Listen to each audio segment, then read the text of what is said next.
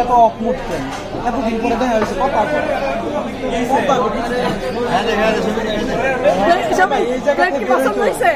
বেশি স্পেস এবার ঠিক আছে, এবার ঠিক আছে।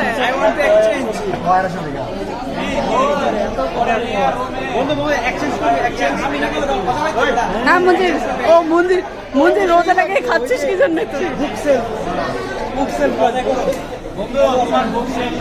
আমাকে কি দেখা যাবে না? আমাকে কি দেখা যাবে না? হ্যাঁ ঠিক আছে, ভিডিও ব্যান।